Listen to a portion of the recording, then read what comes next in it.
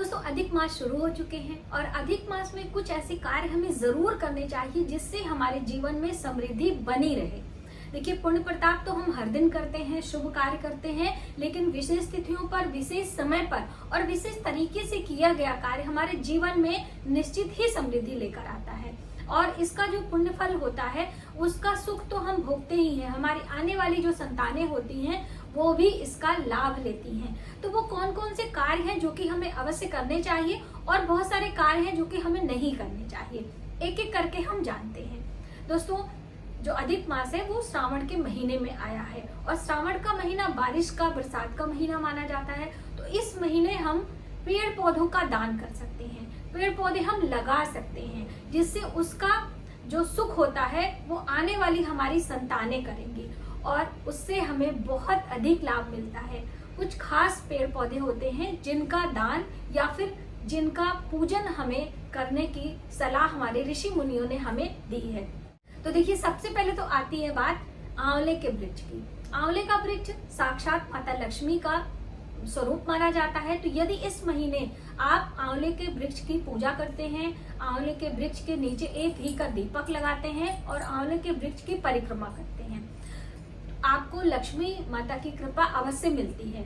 यदि आप ये सारे कार्य नहीं कर सकते हैं तो आप आंवले का पेड़ लगा भी सकते हैं। नर्सरी से आप आंवले का पेड़ खरीदें और किसी सार्वजनिक स्थान पर आप लगाएं। देखिए, आंवले का फल दान करने की बात कही गई है, लेकिन आंवले का पेड़ नहीं दान करना है, आपको आंवले का पेड़ लगाना है। तो आप किसी पार्क में, किसी मंदिर में, किसी स्कूल में ये पेड़ लगा सकते हैं और धीरे धीरे जब वो फलने फूलने के लिए हो जाएगा तो लोग आकर उसकी पूजा करेंगे, उसके फलों का सेवन करेंगे, तो उसके पुण्य फल को आपको भी मिलेगा। यानी कि कुछ उसे मिलेगा जो करेगा और आपको भी मिलेगा क्योंकि आपने उसको लगाया है। तो ये चीजें आपको ध्यान में रखनी है। दोस्तों, दूसरा वृक्ष होता है बेल का वृक्ष। तो देखिए, यदि आप बेल का वृक्ष किसी शिव मंदिर में लगाते हैं तो भगवान शिव की असीम कृपा आपको प्राप्त होती है। बेल का पत्र भगवान शिव को चढ़ाया जाता है और आपको पता है माता लक्ष्मी को भी बेल पत्र बहुत ही प्रिय है। तो यदि आप माता लक्ष्मी की पूजा करने जा रहे हैं तो बेल पत्र अवश्य चढ़ाएं और उनकी कृपा प्राप्त करने के लिए आप बेल वृक्ष का दान भी कर सकते हैं। इस श्रावण के महीने में आप करें, अधिक मास में करें, कभी भी बेल वृक्ष का दान आप कर सकते हैं। किसी मंदिर में आप लगा सकते हैं। उन बेल पत्रों का जो भी व्यक्ति सेवन करता है, यानी कि भगवान शिव को अर्पित करता है, उसका पुण्य फल आपको भी प्राप्त होता है। तो इसलिए आप जब भी अवसर मिले तो ये बेल का वृक्ष आपको लगाना चाहिए। बेल वृक्ष की क्या महिमा है, बहुत सारी डिटेल में जानकारी हमारे चैनल पर है, तो आप वहां से जाकर देख सकते हैं। अगला वृक्ष आता है दोस्तों पीपल का वृक्ष। तो पीपल का वृक्ष तो साक्षात भगवान विष्णु का ही स्वरूप है और ये पुरुषोत्तम मास है। तो पीपल वृक्ष की पूजा, पीपल वृक्ष की परिक्रमा और पीपल वृक्ष का दान आप इस अधिक मास में करते हैं तो आपके जीवन में निश्चित ही समृद्धि आती है। भगवान विष्णु और माता लक्ष्मी दोनों की कृपा आपको मिलती है। आप सुबह सवेरे सूर्योदय से पहले पीपल वृक्ष की जड़ों में नित्य प्रतिदिन यदि जल से सींचते हैं और परिक्रमा करते हैं तो माँ लक्ष्मी की कृपा आपको मिलती है।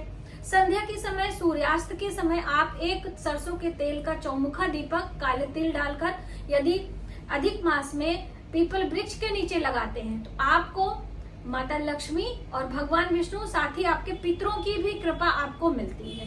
पीपल वृक्ष की परिक्रमा और पीपल वृक्ष की जड़ों को सींचना अमावस्या तिथि में बहुत ही पुण्यदायी बताया गया है। तो आप ये कार्य अमावस्या पर भी कर सकते हैं और अधिक मास में हर दिन कर सकते हैं। रविवार के दिन पीपल वृक्ष के नीचे मनाई होती है तो उस दिन आपको अवॉइड करना है।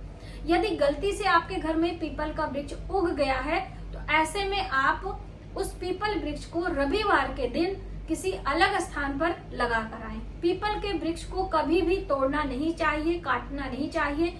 इससे हमारे कुल वंश की हानि होती है, यानी आपके घर में पुत्र संतानें नहीं होती हैं।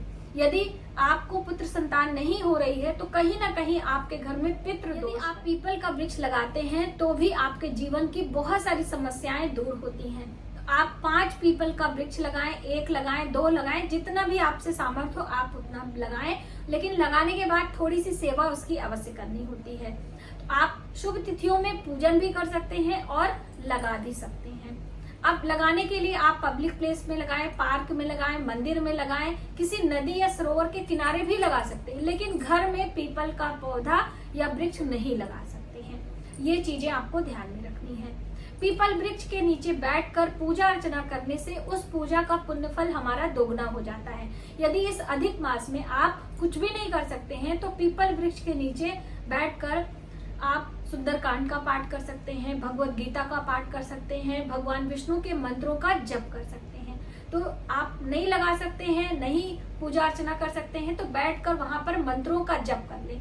कहते हैं मंत्र का जप करने से हमें मानसिक शांति मिलती है और हमारा शरीर एक प्रकार से चार्ज हो जाता है। जितनी भी नकारात्मकता हमारे अंदर रहती है, हमारे मन में रहती है, वह धीरे धीरे समाप्त होती है। इसीलिए सत्संग करने की सलाह दी जाती है और मंत्रों के जप को भी करने की बात कही गई है।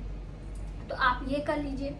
अब दोस्तों कुछ बातें ऐसी होती हैं जो कि हमें जाने अनजाने में नहीं करनी, जैसे कि चाहे अधिक मास हो, चाहे श्रावण का महीना हो, कभी भी अष्टमी तिथि पर आपको नारियल का सेवन नहीं करना चाहिए किसी भी रूप में।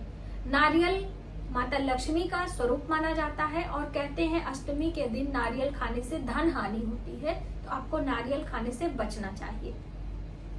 वहीं पर रात्रि के समय यानी कि संध्या जो गुधूली बेला होती है, जिसे प्रदोष काल कहा जाता है, उस समय भी कुछ कार्य वर्जित बताए गए हैं। कौन कौन से वो कार्य हैं? सबसे पहला तो आपको कर्ज नहीं देना है, उधार नहीं देना है, दान नहीं करना है, अपने बालों को यानी कि श्रृंगार नहीं करना होता है, आपको अपने बालों को धोना नहीं होता है, आपको अपने दरवाजे पर खड़े होकर कोई फालतू बातें नहीं करनी है। उस समय मुख्य द्वार पर एक दीपक आप लगा सकते हैं। माता लक्ष्मी का आगमन होता है। कहते हैं कि अधिक मास में यानी कि पुरुषोत्तम मास में भगवान विष्णु माता लक्ष्मी संध्या के समय धरती भ्रमण के लिए निकलते हैं और जिनके घर में मुख्य द्वार पर एक दीपक प्रज्वलित रहता है, माँ लक्ष्मी उनके घर में निवास करती हैं।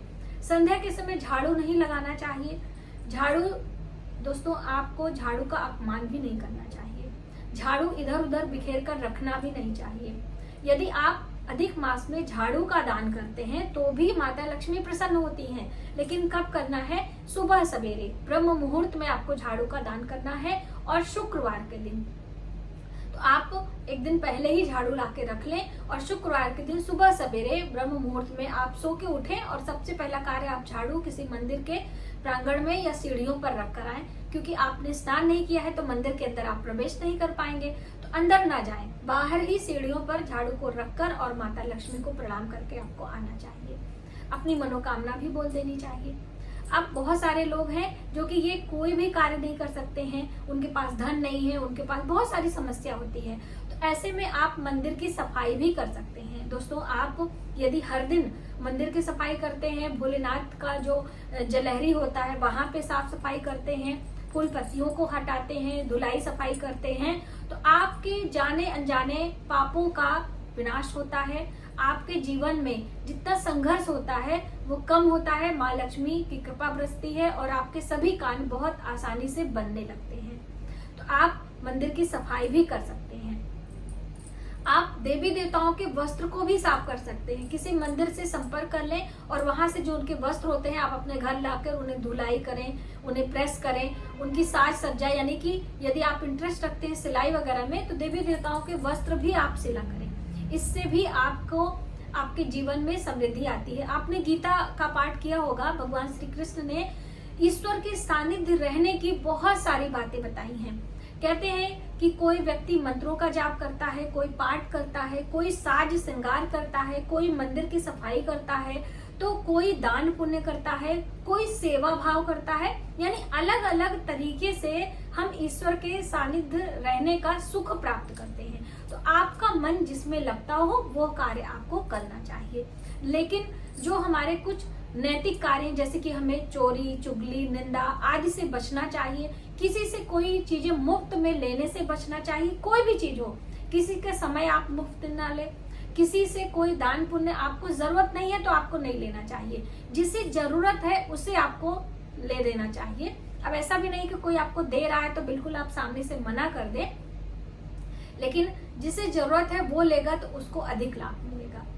तो बहुत सारे कार्य हैं दोस्तों, यदि हम इन बातों को ध्यान में रखते हैं तो हमारे जीवन में निश्चित ही समृद्धि आती है। हम लोग इधर उधर के कार्यों में अपने मन को लगाते हैं, लेकिन ईश्वर के बताए हुए रास्ते पर नहीं चलते हैं। आज से ही आपको इन बातों पर गौर करना है और इनमें कही हुई कुछ बातों को अपने जीवन में उतारना भी है। मिलते हैं एक नई जानकारी के साथ नए वीडियो में। तब तक आप अपना ख्याल रखें। जय माता दी।